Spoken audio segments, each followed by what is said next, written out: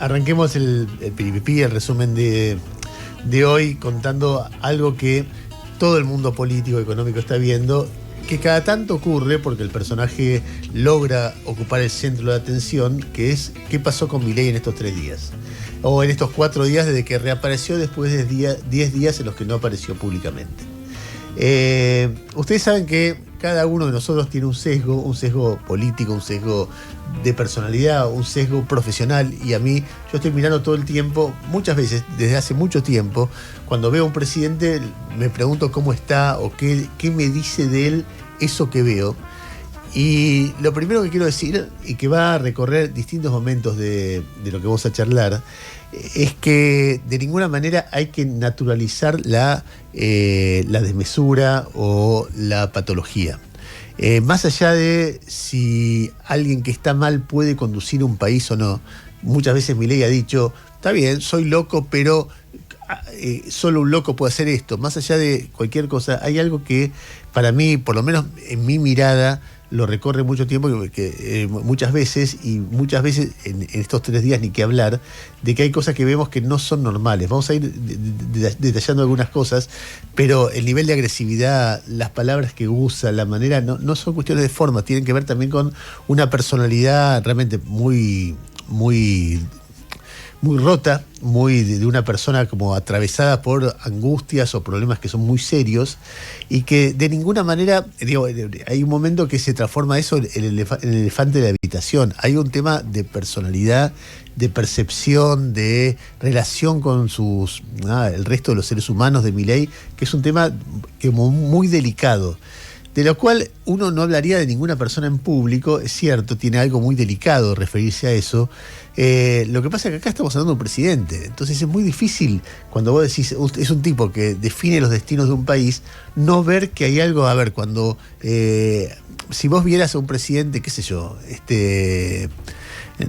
no sé, comiendo 55 milanesas en público, vos dirías, che, hay algo que no está funcionando. Bueno, cuando vos ves a Milei, todo el tiempo te cuentan que toma Coca-Cola poniéndole azúcar adentro de la Coca-Cola, vos te das cuenta que uno que se cuida mínimamente, hay un problema de salud ahí, no es razonable que eso pase. Entonces, pero no quiero precisar porque hay un momento del comentario que vamos a hacer hincapié en eso en particular, en una cosa que a mí me parece realmente de su forma de comunicación, que a mí me llama la atención, me impresiona. En ninguna ocasión en la sociedad una persona que procede así es tomada como normal, pero como es un presidente y ganó las elecciones y qué sé yo, uno dice, bueno, está bien, convivamos con esto, pero realmente no. Hay conductas del presidente que en cualquier escuela, en cualquier empresa, en cualquier familia, rápidamente genera algún tipo de sanción social o una sanción disciplinaria concreta. Pero bueno, vamos por parte. En principio, lo primero que quiero contarles es de qué manera desde el poder se puede mentir. Y aun cuando es completamente ingenua la manera, porque es fácil de descubrir, pero si uno repite una mentira 1000 veces, desde Goebbels en adelante, parece que es verdad. El presidente salió a dar una batalla muy personal en estos 3-4 días para tratar de mostrar que lo que pasa no pasa. Y entonces uno de los elementos centrales es luchar contra la idea de que la gente no llega a fin de mes.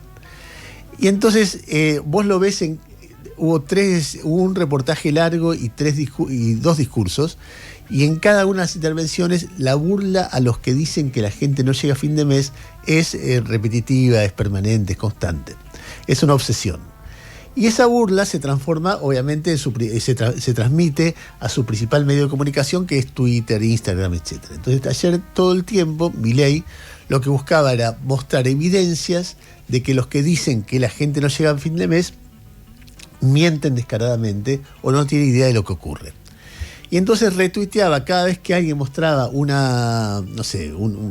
shopping lleno de gente, miren, ¿qué van a decir los que dicen que la gente no llega a fin de mes?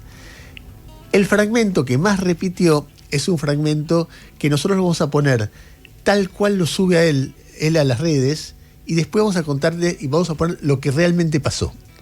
Porque el contraste es muy fuerte entre lo que él dice que pasó también, y lo que pasó cuando vos ves, te corres un poco y abrís un poquito el cuadro. Ayer en el programa, ayer no, antes de ayer, el sábado, en el programa Mirta Legrand, estuvo Beto Caselo, estuvo Belén Francese, estuvo, creo que se llama Jorge Damín, que es el director del Hospital Gutiérrez, y estuvo también Carolina Moroso, o sea, la periodista de TN.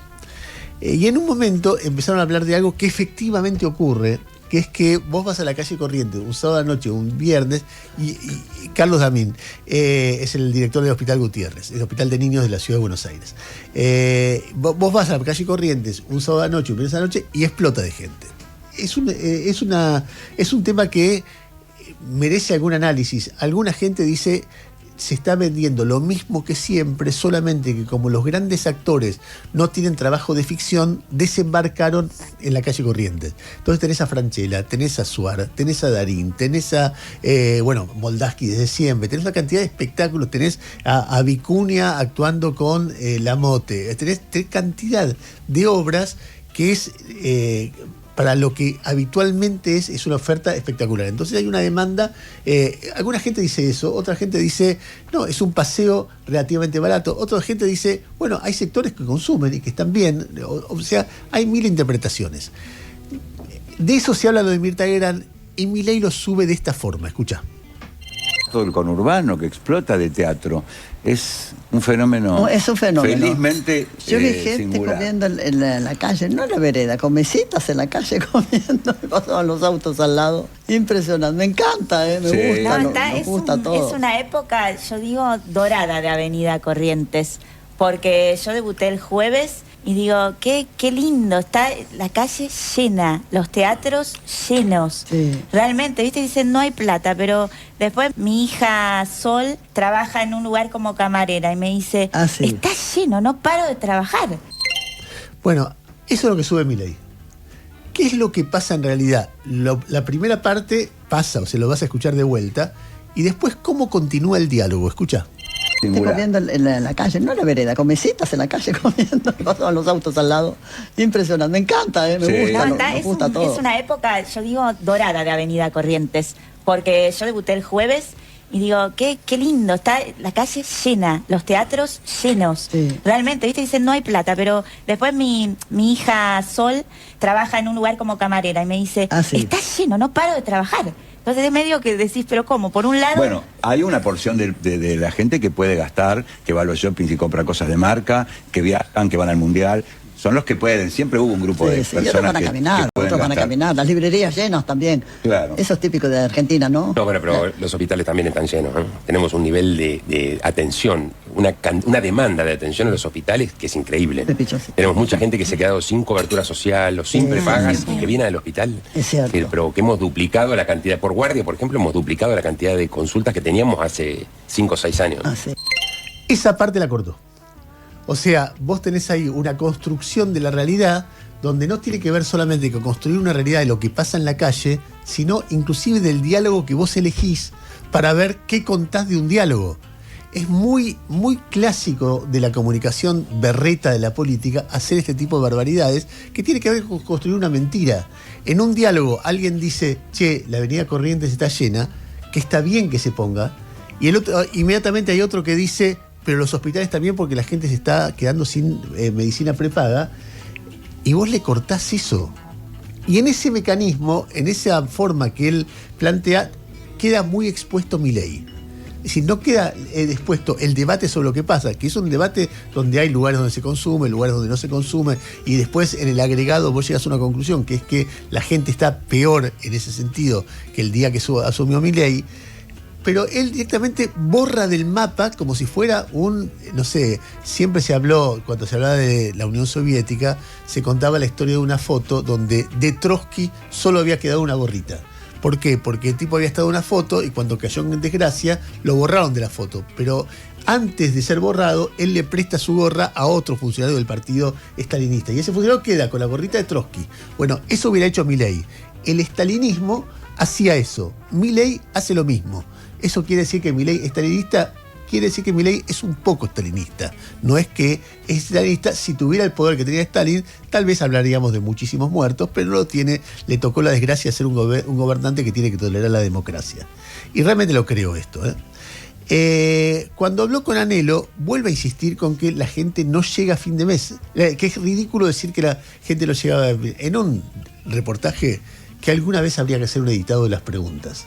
Yo escuché algunas preguntas que no... Cuando le pregunta por Cerimedo, lo que pasa, presidente, que van a decir tal cosa. O sea, el periodista en la pregunta se pone a opinar de lo que otros periodistas dicen como si fuera una cosa lamentable y dándole pie a él para que haga jueguito que ni siquiera sí. Bueno, cuestión es que lo ridículo de decir que la gente no llega a fin de mes, escuchen al presidente. Esa frase fue plantada por un encuesta chanta, ¿sí? Usted recuerde que en un momento, el año pasado, digamos, decían que el 80% de los argentinos no llegaba a fin de mes, lo cual es una ridiculez, es un insulto al ser humano. ¿Cómo podría ser, digamos, durante 10 días estar sin comer ni beber? ¿Cómo haría, digamos, si además el 80% de la gente está en esa situación? Ni siquiera piensan seriamente la construcción de una frase estúpida. A ver, impresionante el tono, ¿no? Bueno, en cualquier caso, nadie está diciendo que se muere por no llegar a fin de mes. No es esa la situación. Es como ridiculizar el argumento del otro para que parezca un absurdo. Lo que se está diciendo es que hay un montón de gente que tiene una estructura de gastos que con el nuevo ingreso y como él le subió las tarifas, no pueden llegar a cubrirla. Entonces ajustan, y ajustan, y ajustan. Y hay un momento que por más que no ajusten, tiene que pedir prestado o porque no llega a fin de mes. Es un lugar común. Nadie dice, hay cadáveres, 80%, y nadie dijo 80%. Pero en cada encuesta que se hace, hay 50% de la gente que dice no llegó a fin de mes. ¿Vos me querés decir algo? No, se refiere, sí, justamente a una frase de Guillermo Oliveto. Lo recuerdo muy bien porque en un reportaje en Clarín él dijo que el 70% de la gente no llegaba a fin de mes. Bueno, Milei tuitea. Y entonces dice, cae a pedazos la estupidez mayúscula de la gente no llega a fin de mes, dice Milei. Y entonces empiezan las respuestas. Y uno le dice, Messi es uno de los que dice que la gente no llega a fin de mes, por ejemplo. Después dice, uno le pone juicio político ya a Milei.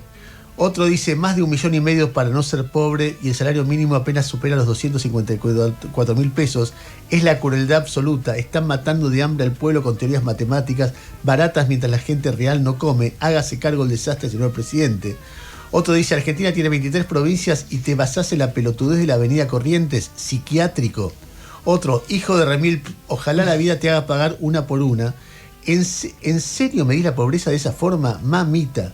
Degenerado, previsional, genocida, la República Argentina. Bueno, lo insultan, cosa que yo leo de alguna manera, no para hacerme eco del insulto, yo no lo trataría así al presidente, pero entiendo que él legitima tanto ese tipo de diálogo, tanto en Twitter como en sus discursos, que claro, él insulta, todo se transforma en un barro espantoso.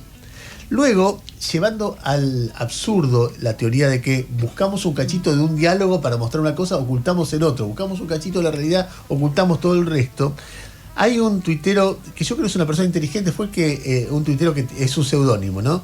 De alguien que fue el que desde su cuenta de X denunció a Cositorto, el que descubrió eso, que se llama Osvaldo Beto Mendeleev. Entonces pone así, Café Tabac a esta hora explotado. Al taco mal, ticket promedio 50 lucas por mesa y con espera. Pero ¿cómo puede ser si a mí en X me dicen que hay una crisis de consumo y no hay un mango partido al medio en la calle? Tabac queda en Coronel Díaz y Libertador. Es como yo diga, en el mundo PBI per cápita superior a Noruega hay en esa manzana. O sea, estamos hablando, es obvio que ahí hay consumo, no importa lo que pase, ahí va a estar lleno. Habrá momentos mejores, habrá momentos peores y qué sé yo. Entonces hay alguien que Pablo Manzotti le escribe, lo conozco Pablo. Un beso, lo quiero. Amigo de Noé. La última vez que lo vi, labura con Diego Senkman en Now. Sí. Y entonces me dijo, Mateo, saluda a Noé, que soy amigo. Decime por favor, te lo pido, que esta tremenda pelotudez de lógica terraplanista la pusiste para baitear y que te respondamos y hacer algo de guita con interacción y que te estás cagando de risa. Te pido por favor, confirmalo. Entonces el otro le responde, no logro comprender por qué creías que es Byte.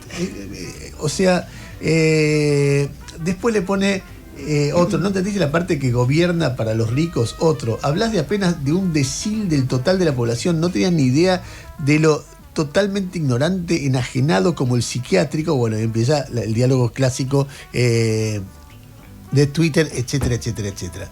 Con lo cual estamos en una construcción, una idea de construir una realidad paralela que, a ver, la realidad admite discusiones. Por ejemplo, el otro día me contaba mi hijo que habló con una mujer que tiene una librería en nuestro barrio. Es un barrio de clase media acomodada, o sea, es Palermo. Y le preguntó cómo le iba, la librería no de libros, sino de artículos de librería. Ella le dice, a mí me va bien con Milei. ¿Por qué? Porque vendo lo mismo y puedo planificar más. Porque tengo acceso, y además, cuando me quieren subir, hay artículos importados que hacen que bajen. Bueno, esa mujer es una mujer de laburo y le va bien. Yo no estoy diciendo que no haya sectores que les vaya mejor y otros que les vaya peor. En el agregado, las cosas no dan como dice el presidente. Solamente como un elemento de repercusión de todo. Hay cantidad de gente que opina sobre los discursos de Milei. A mí me interesó mucho lo que dijo Cecilia Bufflet en Infobae. Por varias razones. Bienvenida a esta sección, Cecilia Bufflet, como dice, es una muy buena periodista de economía, seguramente Silvia la conoce mucho. Sí, la adoro, es buenísima. Laburó mucho con La Nata en Mitre. Bueno, gran parte del equipo de La Nata está ahora en Infobae, está Maru Dufar y qué sé yo. Y si yo tuviera que decir, bueno, está más cerca de la ortodoxia económica o de la heterodoxia, si hubiera dos mitades así, sin mezclas, porque es una persona de pensamiento sofisticado, diría, está más cerca de la ortodoxia que yo. Es decir, no diría es una periodista económica, pero en ese mundo vos ponés matices, yo estoy más cerca de la heterodoxia, ella está más cerca de la ortodoxia. Entonces me interesó porque en algún lugar ella, cuando yo la escucho, como que algunas cosas, hay más cosas de lo que hizo Milei que le parecen bien de las que me parecen a mí. Sin embargo, cuando termina el discurso, el discurso del primero, el del jueves, ella dice lo que siente de esta forma. Escucha. Me dio un poco de dolor de panza. Sí, por supuesto. Literalmente. Pero, ¿sabes qué me pasó? Como lo vi como al presidente un poco... Muchas veces puedo entender el discurso del presidente en momentos así como una estrategia política, sí, ¿no? Y lo valido, lo entiendo y lo valido. Ahora, ayer lo vi peleado con la realidad, ¿entendés? O sea, lo vi peleado con la realidad. Muy encarajinado con el asunto. Y ¿no? la verdad es que, viste, claro, esa cosa de pensar que es el mundo contra mí. Sí, demasiado. Y no aceptar que puede haber parte del mundo que diga, che, y un poquitito por acá esto. Demasiado. Ustedes me habían hecho ilusionar con que estaba un tono y medio más bajo. No, habíamos dicho que el discurso se venía. No nos hicimos entender. Capaz no entendí, pero yo estaba ilusionada con que venía un punto más abajo, que los tweets habían estado más serenos, que... pero yo ayer les dije que había algún segmento del Círculo Rojo que a ese evento, que es muy relevante para el Círculo Rojo, tenía en duda su asistencia o no. Hay una muy buena crónica hoy de la colega Silvia Neistat en Clarín que cuenta, por ejemplo, que Martín Rapalini, el titular de la UIA, durante el discurso del presidente eligió ir al bar del Hotel Alvear y no estar en el salón. No sabía que... no me acordaba que la mencionaba Silvia, si no lo hubiera cortado como Milei. Pero muy bien hubieras hecho.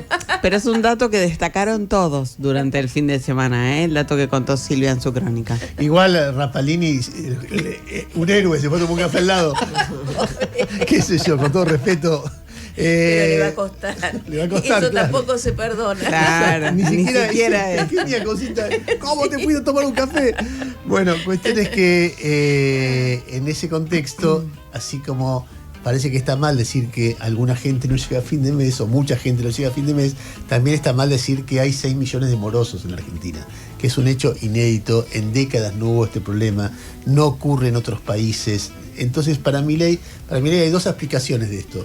Una explicación es que el año pasado hubo un golpe de Estado. Vos recordás tanques en la calle, recordás manifestaciones tirando piedras. No, nada de eso ocurrió. En realidad, lo que ocurrió fue que hubo un atraso cambiario, ese atraso cambiario generó una corrida, al medio de esa corrida Milei liberó las LEFIs y puso un montón de liquidez. Al liberar las LEFIs subió violentamente la tasa de interés y eso generó más corrida, porque la tasa de interés y recesión y el problema de endeudamiento. Ninguna otra cosa. todo el tiempo repite el golpe de Estado, pero después agrega otra explicación, que la gente se compró muchos televisores en el Mundial. Este año. Entonces vos decís, pero pará, fue el año pasado el golpe de Estado y este año compró. ¿Cuál de las dos explicaciones? Vamos a concederle que son complementarias. Lo de los televisores del Mundial también es muy respetuoso, pero está muy documentado de que en los últimos 3 mundiales se compraron una cantidad de televisores, nunca menos que en este. Esta fue la vez que menos televisores se compraron. Segundo, nunca hubo el problema de morosidad que hubo se compraban más televisores y no había tanta morosidad. Tercero, para que alguien sea moroso tiene que tener 3 meses de morosidad. 3 meses de morosidad, nos vamos a mayo. Entonces vos decís, no dan los tiempos, pero ponele que todos se lo compraron antes de mayo, tampoco da. Entonces, porque vos ves la curva de morosidad y el gran salto se produce el año pasado. El aporte de la morosidad en este año es muy marginal. Entonces, todo es la construcción de una mente que yo creo que ahí se mezclan dos cosas. Entre ellos se da máquina, alguien le dijo esto, fueron en el Mundial, y él repite, y al mismo tiempo, él lo cree, y al mismo tiempo ve el argumento y fenómeno, uso esto contra los cucas, que somos todos, los comunistas, somos todos. Y entonces lo explica de esta forma, escucha. Hay además el efecto mundial. ¿Qué pasa? Vino el Mundial. ¿Sabe qué hicieron muchos? Iban a cadenas de venta de electrodomésticos y ¿qué hacían? Se llevaban televisores para el Mundial. Bueno, ¿qué creen que está pasando ahora? Bueno, dejaron de pagar muchos. Esa morosidad está en el 50%. Es decir, se compraron televisores para ver el Mundial y después veían si pagaban o no. Bueno, ahora no pagaron la mitad. La pregunta es, ¿ustedes creen que los que hicieron eso no sabían lo que estaban haciendo? ¿O acaso no les había pasado lo mismo en el año 2022? A ver, de nuevo, tanto con la gente que tiene dificultad para llegar al fin de mes. Yo me imagino una persona que le cuesta llegar al fin de mes. O una persona que le cuesta, se endeudó para llegar a fin de mes en un momento que le bajaron los salarios claramente y después le subieron la tasa y no tiene nada que ver con los televisores, nada que ver con nada. Lo que debe sentir cuando escucha a un presidente siendo tan irrespetuoso. Yami, ¿qué es lo que ves? ¿Qué es lo que sentís? ¿Qué es lo que pensás? Estaba escribiendo para no olvidarme que lo que pensaba mientras lo escuchaba. Hay un tema con la investidura presidencial que siento que está totalmente degradada, desde los insultos, desde su gobierno, a cualquier persona, a los periodistas, empresarios, la burla de la gente, la gente la está pasando mal. El otro día vinieron personas que están endeudadas y cuando contaban su día a día y sus angustias y sus enfermedades, son situaciones muy dramáticas. Entonces, es eso de no sé si empatía es la palabra, yo creo que un poco humanidad, que vos decías, bueno, vos podés contar o explicarle el fenómeno desde tu lugar, pero en algún momento tenés que decir, y para los que la están pasando mal, vamos a hacer tal cosa, digamos, hay una situación que nada, a mí me indigna, pero bueno, también entiendo que otra gente lo apoye, pero la verdad es que lo escucho y la burla a la gente que la está pasando mal me parece inesperado. ¿No es? Es muy difícil, ¿no? Para un líder político, para un dirigente político, llegar a un lugar con un método y después tener que cambiar ese método. Me parece que él sigue apostando a lo que siempre le dio frutos, ¿no? Que es el ataque permanente, la agresividad, sin importar ningún tipo de consecuencias. Y ahora hay mucha gente diciendo, bueno, me parece que esto va a tener consecuencias en las elecciones. Están ahí tratando, ¿no? de con el dispositivo de comunicación de Casa Rosada de controlarlo un poco, pero bueno, evidentemente no pueden. Sí, además coincido con lo que dicen las chicas, pero además me parece que hay otro factor. Se equivoca de discurso, hace discursos que no son para el auditorio que lo está escuchando. Pasó en el Council de las Américas, ¿no? Donde estás vendiendo el país y llega un presidente bastante alterado, por momentos intentando de que lo aplaudieran y la respuesta fue muy tibia, prácticamente inexistente, etcétera, etcétera. Y pasó el viernes en la Bolsa de Rosario. En la Bolsa de Rosario, primero se confunde, dice que es la Bolsa de Buenos Aires. Confunde, son dos bolsas distintas. La de Buenos Aires es una bolsa financiera. La de Rosario es una bolsa muy ligada al campo, porque es la que comercializa los cereales, etcétera. Y tenía un auditorio absolutamente favorable y no le dijo nada. Podría haber dicho, estamos privatizando el Belgrano Cargas, fíjense la hidrovía. Nada de eso estuvo en el discurso, hubo insultos, o sea, se equivoca. Y hablé con alguna gente que estuvo en la Bolsa de Rosario y la palabra fue decepción. O sea, de gente a la cual le va mal, le va bien, lo vota y tal vez lo va a volver a votar, pero me parece que ahí se está equivocando. No sé, a mí me parece no le advierte o está al sitio. Ahora, respecto de los datos, sí. ¿Qué es lo que ves vos en términos de consumo, Mora? Salgamos de la discusión con él un ratito. Sí. Bueno, hay una gran heterogeneidad por un lado, pero por otro lado hay datos muy contundentes. O sea, respecto del teatro, a ver, los dos diarios, Clarín y Nación, es el 2x1 en teatro, o sea, la entrada de teatro no es lo que se dice que vale, y entonces es una salida, como vos habías dicho, bastante amigable, digamos. Y si vos observas los restaurancitos que están llenos en la calle Corrientes, son lo de la pizza, o sea, son los accesibles, ¿no? De algún lado. Por otro lado, Corrientes se convirtió en la salida, sobre todo de la gente de alrededor, la gente que viene desde La Matanza, de Valentina Alsina, del conurbano, mucho de ahí. Y respecto a los datos, bueno, los datos del consumo son muy contundentes. Hay una caída importante. Ayer, por ejemplo, Nielsen habla de un 0,7%. En bebidas, 4,6% de caída, sí. Las bebidas alcohólicas en julio subieron, pero obviamente fue por el Mundial. Por ejemplo, datos qué sé yo, artículos de cuidado y limpieza con caídas del 4, 6, 7%, el promedio da de 2,4 a 3,4. En alimentos, eso sí, crece 1,3%. Y ahí está el fenómeno de la carne, que la carne, el precio se amesetó y ayuda a comprar. Y al amesetarse la carne vacuna impide que aumenten el pollo y el cerdo, por lo tanto hay un mayor consumo en alimentos, sobre todo de huevos, etcétera. O sea, son muy contundentes. Y después es cierto, tenés un sector de gente que le está yendo bien, o sea, actividades, minería, pensá que creció casi 30% desde noviembre del 23 a ahora. Los bancos, la intermediación financiera, 26% creció. El campo, 20%, digamos, en ese periodo.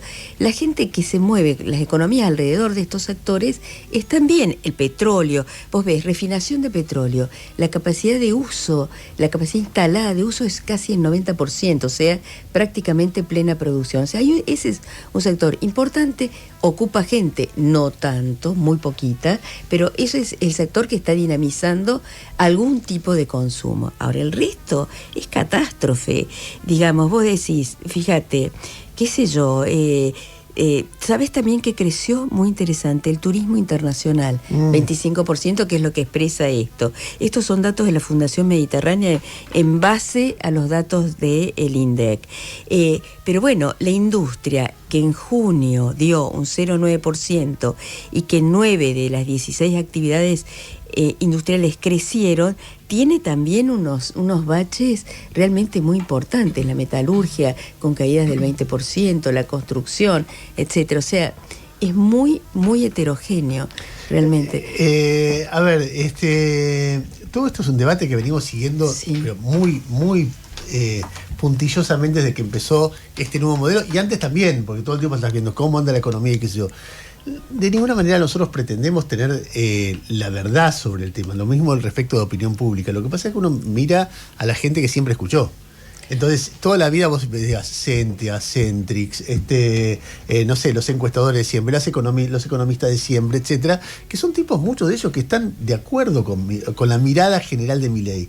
Y lo que encontrás es un poco lo que decís vos, lo que dice Ceci Bufflet, es un presidente como chocando contra la realidad o tratando de vender una realidad que yo también muchas veces digo, yo siempre me enojo cuando los presidentes te recortan la realidad, pero siempre pasa con todos los presidentes. Sí. La famosa frase de brotes verdes de Macri era parte de eso. Los presidentes, si te dicen, che, anda todo como el Tujes, y bueno, todo decae, en cambio tratan de sostener y que yo.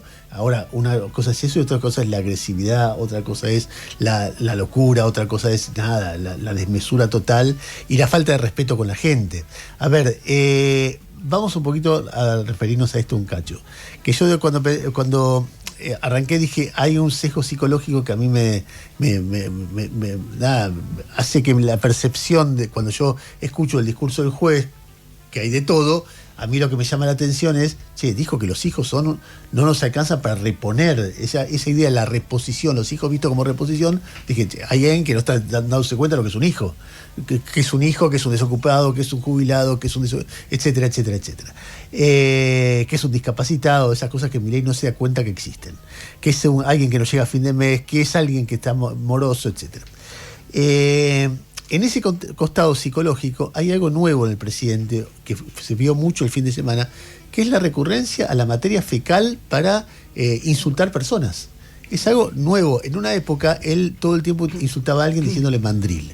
Esa caracterización de mandril era espantosa porque hacía referencia a una especie de violación. Como el mandril tiene la cola roja, él interpreta que no es que es su color, sino que es una cola irritada porque fue derrotado en una discusión. Entonces están los mandriles, porque con la cola roja, así le quedó la cola después de haber participado de esta discusión. Es realmente alguien que, ponele en un grupo de amigos, puede ser tolerado después de un partido de fútbol. Ya en una escuela, un maestro que dice, mandril, te sacaste un 3, ese tipo es denunciado.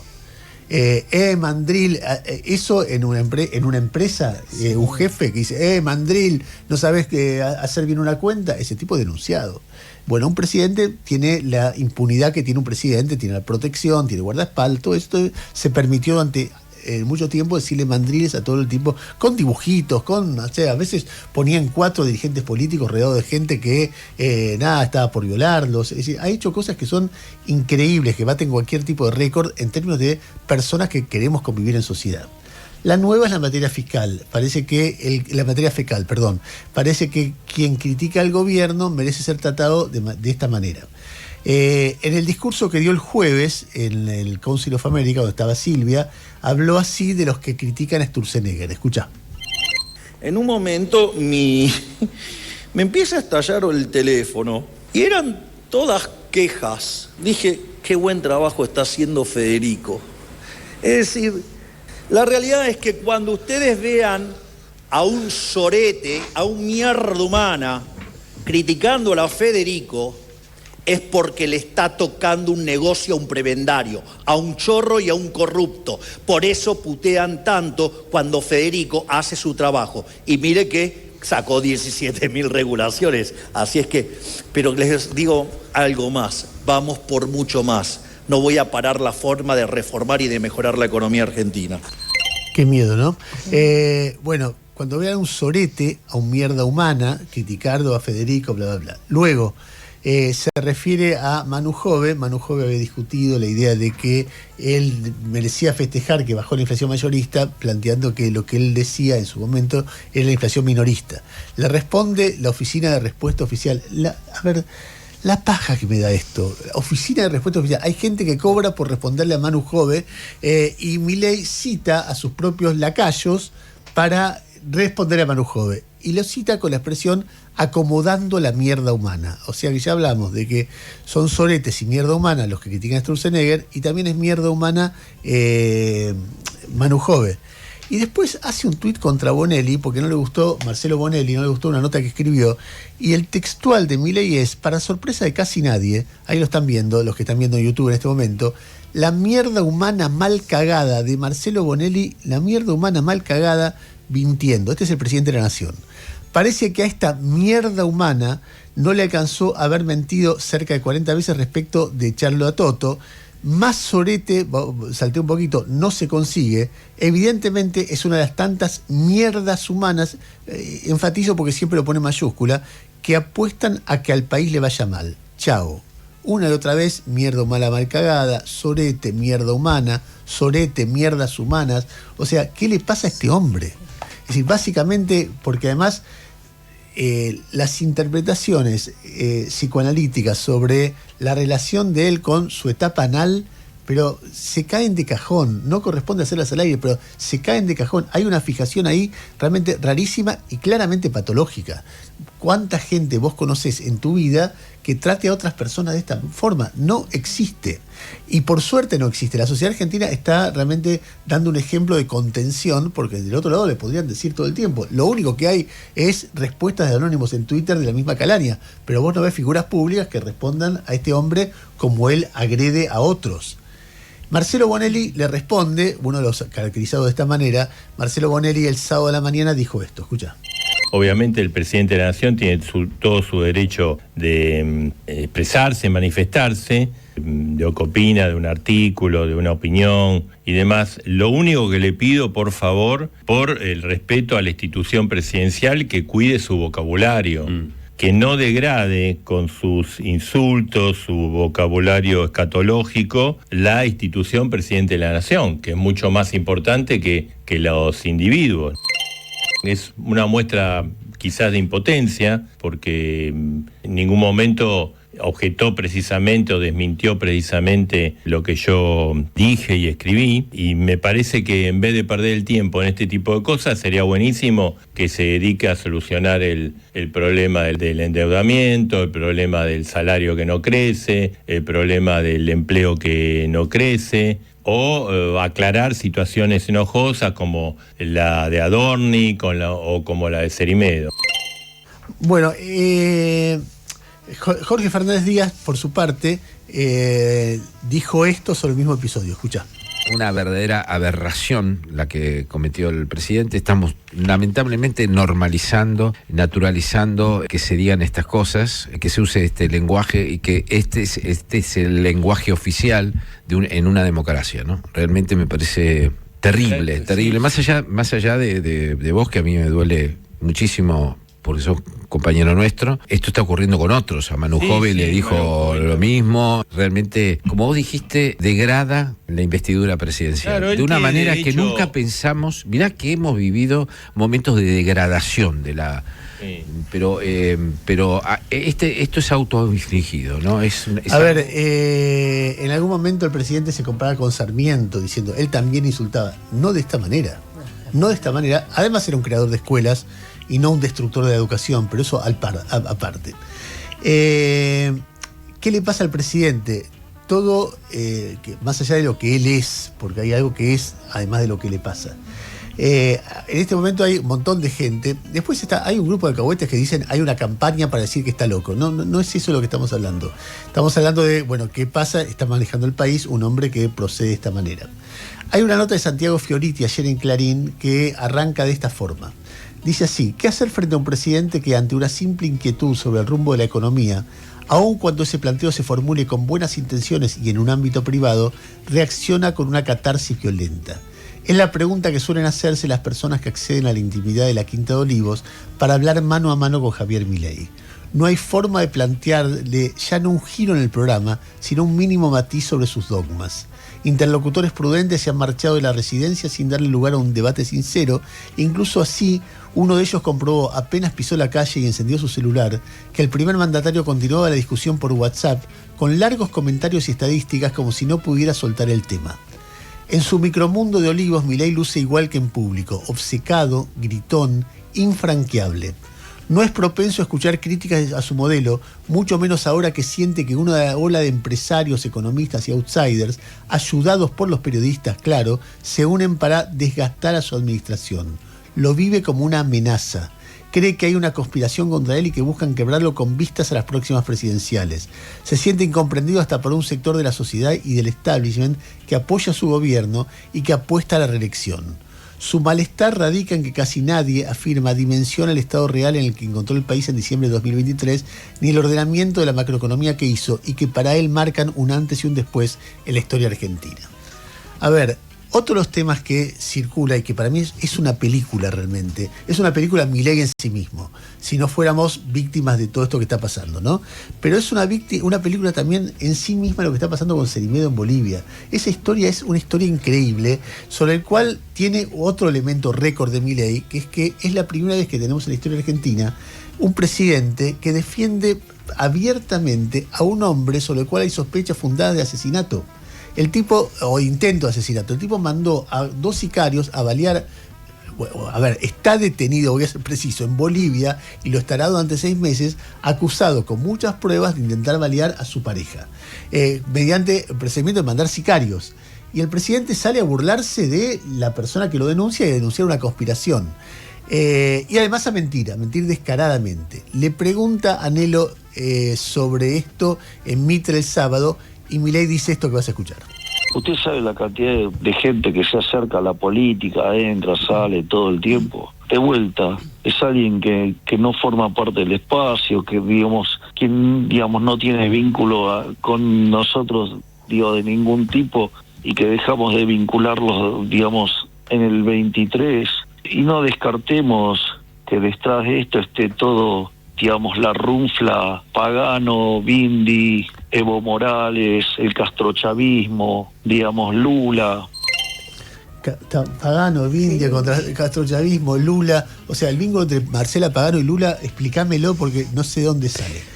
Pero además Cerimedo operaba contra Lula. O sea, porque claro. Pero aparte, si no tuviese nada que ver, ¿por qué él hace tweets o retweets sobre el tema? Si es algo que supuestamente no le importa. Primera mentira, no terminó en 2023, ya están los registros de entrada de la Casa Rosada, hubo 13 entradas de Cerimedo autorizadas por las personas más de confianza de Milei durante todo el 2024, o sea, no terminó el 2023. En todo ese año, la número 2 de Landís era la mujer de Cerimedo. O sea, los vínculos eran muy habituales. Ahora le voy a dar pie a Noé, pero antes quiero leer un párrafo otra vez de la nota de Jorge Fernández Díaz en La Nación, que me parece que da la pauta de una mirada sobre el caso Cerimedo que otra vez revela a Milei y la mentira, a Milei y cómo participa, cómo articula el debate público, a la manera de llegada al poder de Milei. Dice así, y a la descripción de Milei es realmente muy agudo. Dice así: la irrupción de la figura de Fernando Cerimedo, acusado de contratar en Bolivia 2 sicarios para asesinar a su pareja, devolvió al primer plano las artimañas fundamentales de las que se sirvió Javier Milei para ganar y gobernar: la utilización de milicias digitales plagadas de fanáticos rentados e inescrupulosos y de gigantescas granjas de trolls para desacreditar personas, amedrentar voces, instalar noticias falsas y defender lo indefendible. Cerimedo, que había servido a Bolsonaro en Brasil y que era un energúmeno profesional, ofreció luego su tecnología repugnante al outsider argentino, un encuentro decisivo: el hambre con las ganas de comer, el mercenario del odio con el odiador natural y orgánico. La palabra troll, que los identifica a los dos por igual, proviene de una técnica con anzuelo para pescar en el río revuelto de las redes y también de aquellos monstruos originales de la mitología vikinga que, según National Geographic, eran brutales y codiciosos y se dedicaban a aterrorizar a comunidades indefensas. Ya conocemos los éxitos pírricos y los estragos que este marketing político, cargado de bullying, divisionismo, demonización y mentiras direccionadas, ha causado en el mundo entero. Y también sabemos que ese fenómeno fue utilizado aquí como manual y estilo de gobernabilidad. Porque más allá del alejamiento del otrora asesor presidencial a raíz de la turbia causa Andís, lo cierto es que Milei continuó con sus métodos e instauró de hecho su cultura troll como política de Estado. Trollear, por lo tanto, se ha transformado en el gran verbo de su gestión. Ese vocablo, según el diccionario de la lengua española, significa publicar en foros de internet mensajes provocativos, ofensivos o fuera de lugar con el fin de boicotear algo o a alguien o entorpecer una conversación.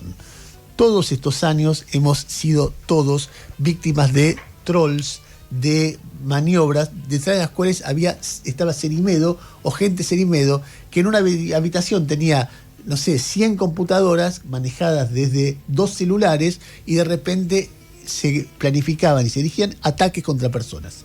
Lali Espósito puede ser una, en otro momento Débora Plager, en otro momento, no sé, Luciana Geura, en otro Marcelo Bonelli, en otro María Becerra, y así hasta el infinito. Todo eso pensado, urdido por un tipo que hoy está en cana y que Milei lo defiende y está en cana por un intento de asesinato. O sea, dale algo de oscuridad a un proceso político, pone esto y es realmente impresionante. 9:01, la que está siguiendo al detalle el tema Cerimedo es Noé, así que somos todos oídos. No, algunas cositas de la causa judicial. Primero, bueno, vos decías, ¿no? El juez concedió el pedido de la fiscalía, va a estar 6 meses en prisión preventiva en una cárcel de máxima seguridad. Nadia Beller ya fue dada de alta, la mujer a la que, bueno, presuntamente Cerimedo mandó a matar. Habló este sábado, publicó el diario Clarín una nota muy extensa. Finalmente ella fue dada de alta el sábado. Sigue diciendo que Cerimedo la mandó a matar por lo que ella sabía y por lo que ella podía contar. Y hoy van a declarar 2 de los que están acusados de haber sido estas personas que vimos en el video, disfrazados de repartidores, disparando contra ella. Uno es de nacionalidad colombiana y el otro está siendo investigado por haber aportado el arma. Como vos decías y recién escuchábamos, el presidente dice, nos dejamos de vincular con Cerimedo en 2023, no tiene nada que ver. Bueno, efectivamente, Cerimedo entró más de 10 veces a la Casa Rosada en el 24. Los que le permiten el ingreso, es decir, los que figuran en el registro oficial franqueando el ingreso de Cerimedo, son desde Santiago Caputo hasta Lule Menem, pasando por Guillermo Francos, Lisandro Catalán. Y en todos los casos lo que dicen es que ellos le franquean el ingreso, pero en realidad Cerimedo iba a ver a Milei, que bueno, obviamente no va a figurar en los registros como garantizándote el ingreso a la Casa Rosada. Así que, bueno, los datos claramente desmienten al presidente, que además nosotros contábamos el viernes pasado, Cerimedo recibió un premio este año al mejor consultor político en una gala en Mar-a-Lago, este barrio cerrado donde tiene su residencia Donald Trump, gala organizada por los mismos que van a organizar en un par de semanas la gala en la que Milei va a recibir otro premio ahí en Mar-a-Lago. Y Milei venía también organizando con Cerimedo una suerte de cumbre de la ultraderecha regional acá en la Argentina, unos días antes de la elección en Brasil, como una forma también de darle un empujón a Flavio Bolsonaro, que va a enfrentar a Lula el 4 de octubre en las elecciones en Brasil. Se esperaba que lleguen a la Argentina Rodrigo Paz, el presidente de Bolivia, con quien Cerimedo trabajaba estrechamente, pero también Keiko Fujimori, Daniel Noboa, Abelardo de la Espriella, iba a estar Milei, iba a estar Flavio Bolsonaro. Bueno, ahora eso entra en duda, entra en tensión porque lo está organizando Milei de la mano de Cerimedo. Veremos si lo corren a Cerimedo y siguen organizándolo. Y escuchábamos también al presidente responsabilizar, entre otros, a la diputada Marcela Pagano y a su pareja Franco Bindi por la situación que enfrenta Cerimedo y las vinculaciones públicas o los señalamientos de vinculación pública de Cerimedo con Milei. La verdad, creo que no es necesario que nadie invente ningún tipo de vinculación, pues están a la vista. Habló Pagano sobre esto, vamos a escuchar a la diputada. Yo no soy el problema del presidente. El problema del presidente es la realidad. La realidad es que su jefe de gabinete escondía $500,000. La realidad es que su asesor está preso. La realidad es que las pymes no cierran, el crédito no llega y el sueldo no alcanza. La realidad es que Brasil es nuestro principal socio comercial, no el enemigo. Y cada vez que la realidad golpea la puerta de la Casa Rosada, el presidente, ¿qué hace? Dice mi nombre. Y una más de Marcela Pagano. Un delirio persecutorio de esa magnitud preocupa no solo por el estado de salud mental del presidente, por su destino personal, sino por el destino de los 47 millones de argentinos que dependen de ese estado de ánimo. Nadie debería mejor cuidar a ese presidente que quienes lo rodean. Lo dije una vez y lo vuelvo a decir, no lo están haciendo. Bueno, la diputada suele ser una de las apuntadas cada vez que aparece una acusación contra el gobierno. Si vos revisás las últimas entrevistas, los últimos posteos en X, tanto de Milei como de Lilia Lemoine, la han acusado de mentir, solamente este mes, estamos en el mes de agosto, mentirosa serial, basura, cerda, porcino iraní, son cosas que le dijo Milei a Marcela Pagano. Lilia Lemoine le dijo pelotuda, sucia, traidora, infiltrada, operadora. Bueno, es una de las señaladas de alguna manera todo el tiempo por las acusaciones sobre el gobierno. Y me interesa relacionar con esto porque vos hablabas hace un ratito, bueno, de la ausencia de Milei en Casa Rosada. Hoy va a volver finalmente, ¿no? Después de 45 días, hoy va a volver a tener actividad formal en Casa Rosada. Me parece a mí que esto directamente relacionado con que parte de la prensa empezó a registrar que él no iba a Casa Rosada. Bueno, hoy va a estar en la reunión de gabinete. Pero además, Letra P publica cuáles fueron los ingresos a la Quinta de Olivos durante este primer semestre con firma de Sebastián Inurrieta. Y también, revisando esos ingresos a Olivos, aparece una caída de la cantidad de gente que va a ver al presidente, mostrando que realmente se relaciona cada vez con menos. El que no falta nunca es de Pablo. El que no falta nunca es de Pablo, es el único que quedó yendo a las noches de ópera los domingos, ahí en la Quinta de Olivos. Pero lo que cuenta Sebastián Inurrieta en Letra P es que cayeron 40% si vos considerás la cantidad de ingresos en el primer semestre del año pasado contra la cantidad de ingresos este año. De Pablo sigue yendo. Iba mucho el año pasado una kinesióloga que atendía al presidente, que se llama Leandra Protolongo, que este año aparentemente... ¿Se llama Protolongo? Protolongo. Aparentemente dejó de ir. Hay algunas versiones que dicen que el presidente está mal por los dolores de espalda. Bueno, tal vez tiene que ver con esto. Hay una incorporación nueva en este último tiempo. De la mano de Alejandro Rosichner se sumó el humorista Juan Acosta, que está empezando a ir a la Quinta de Olivos. 2 eminencias. Este año. Pero bueno, también es interesante registrar eso, ¿no? No solo un presidente recluido en Olivos, sino que a Olivos también lo va a ver menos gente. Hay muchos ministros que dejaron de ir o que lo ven de manera más espaciada. Y bueno, también aparece este dato, ¿no? ¿Imaginás un asado entre Milei, Acosta y Rosilla? No.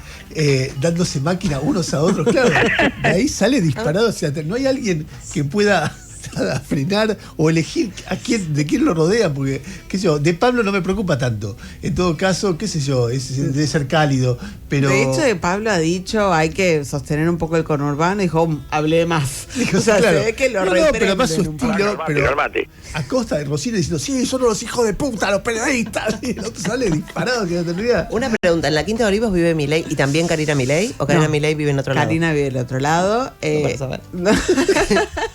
Pero ¿Milei vive en la casa principal o se mudó? Bueno, cuando arrancó su presidencia decían que que no estaba viviendo en la casa principal. Ahora no sé. Vos tenés.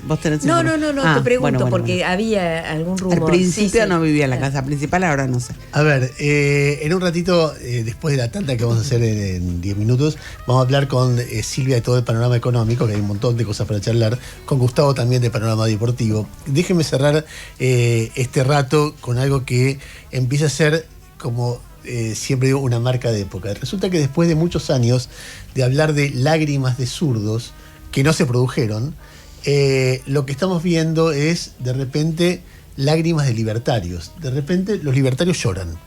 Y vos después se han mostrado como gente como muy sensible.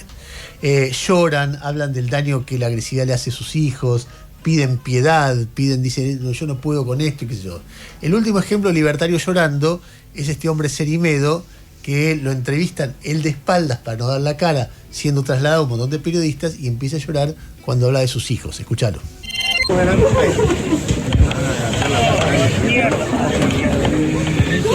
¿Es cierta la versión de Nadia Beyer, Cerimedo? ¿Desindica de tener vínculos con el crimen organizado? Cerimedo afirma que tú planeaste todo, ¿eso es cierto? ¿Usted citó a Nadia Beyer al hotel? ¿Usted es asesor del presidente, Fernando? ¿Algo que quiera decir, Cerimedo, por favor? Fernando. Quiero ver a mis hijos. Bueno, ahí está Cerimedo, quiero ver a mis hijos llorando quebrado. En uno de los tantos reportajes que fue dando camino a su debacle, Manuel Adorni le explicó a Fantino todo lo que él sufría por lo que sufrían sus hijos. Escúchalo. Siempre entran, porque en definitiva, si vos tenés que llevar a tus nenes al colegio, como me ha pasado, y se te tiran 10 cámaras encima del auto, bueno, es una situación compleja de explicarle a un nene chiquito, ¿no?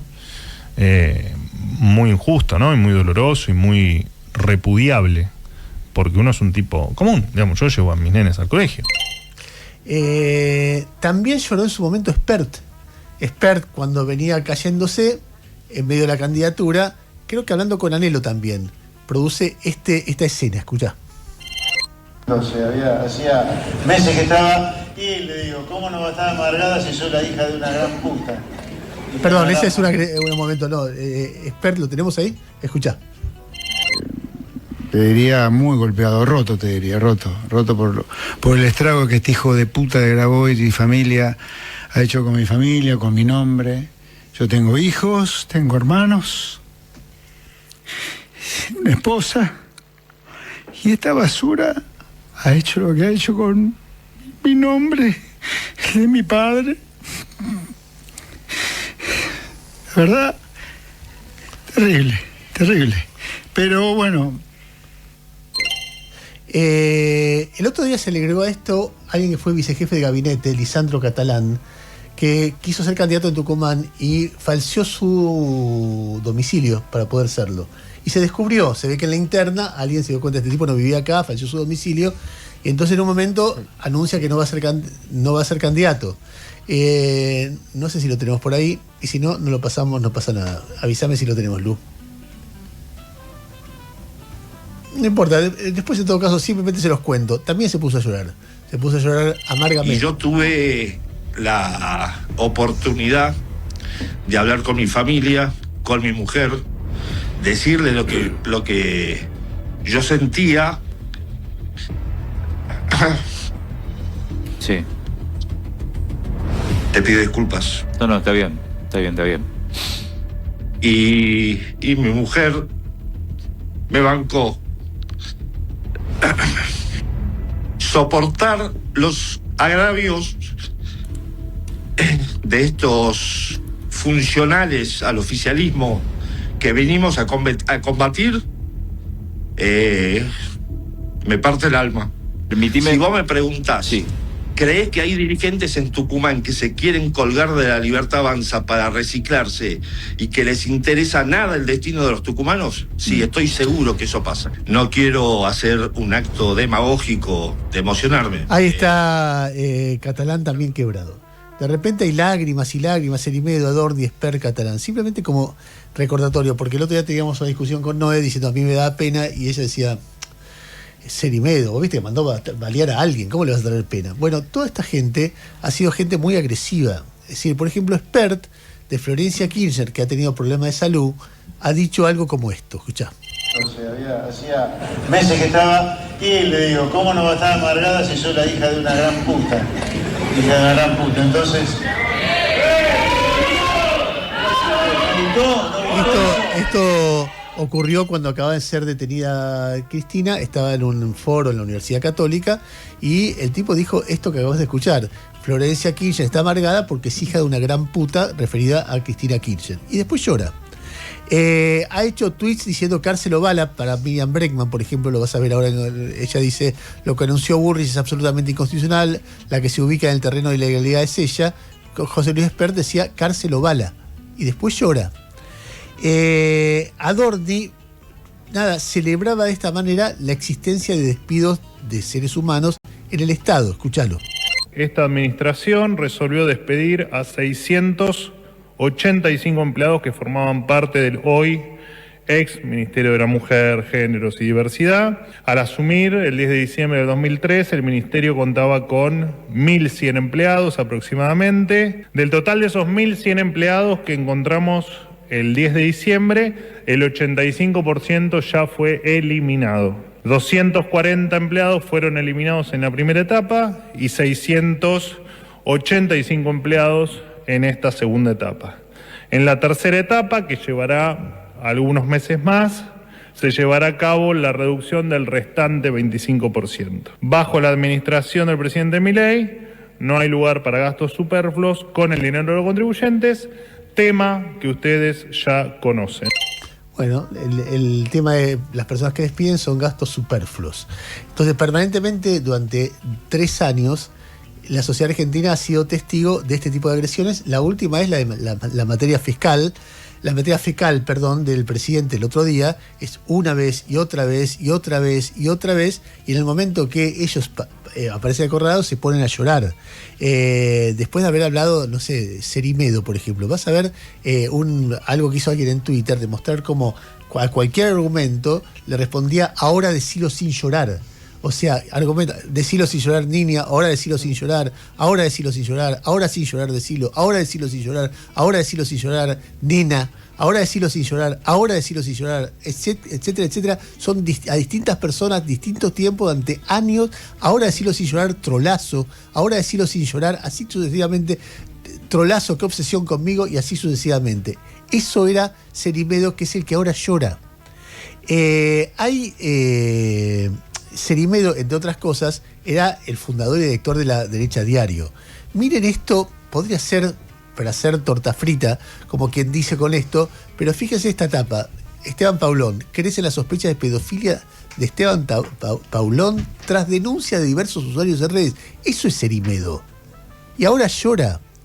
Y entonces uno que presume de sí mismo o intenta ser buena persona dice, bueno, pero no podemos transformarnos en el espejo de lo que ellos son y disfrutar del llanto del otro, del sufrimiento del otro. No me pasa, pero me parece que a otro sí le va a pasar. Es decir, es una cosa elemental. Agrediste tanto que hay haber otros que va a decir, ¿sabes qué? Te paso por encima, me importa un pito.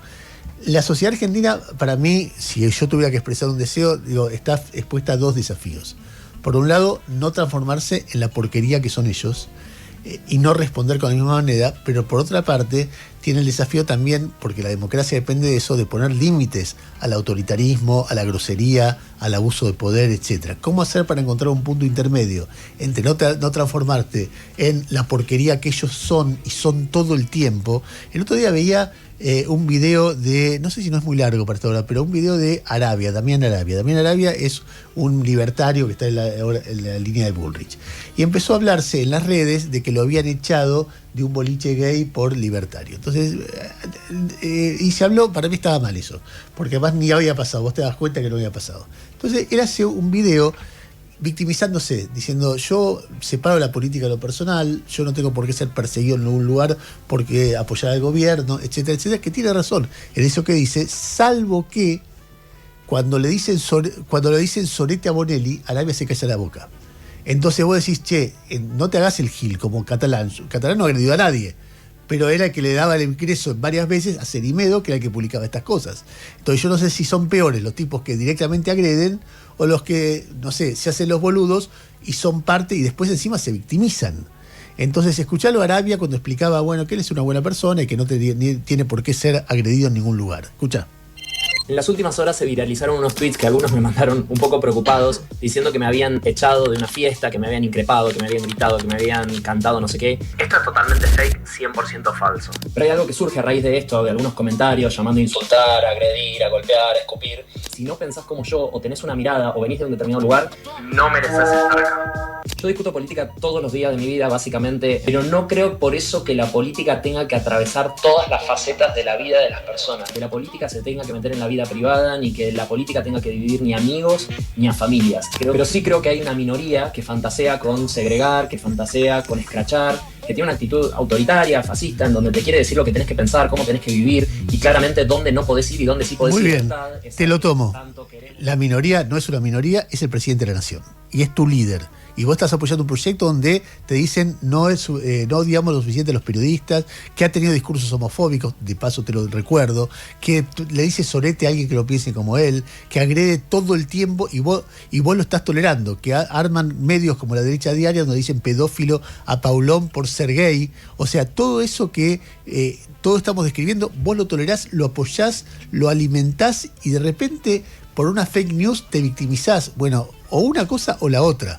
O está bien lo que hace Milei y bancátela, o está mal y lo criticás, y entonces cuando te lo hacen a vos criticás. Las dos cosas juntas, no, porque me da la impresión de que estás victimizándote para justificar la agresión que viene después. Entonces hay algo como de profunda hipocresía en las lágrimas, en la forma en que este hombre Arabia o Cerimedo, que finalmente yo sé que Arabia se va a ofender, son el mismo proyecto, Es decir, Cerimedo, Milei, Arabia tendrá mejores modales y no tanto, pero es lo mismo. Es decir, hay un momento que me tenés que explicar a Cerimedo en lugar de victimizarte.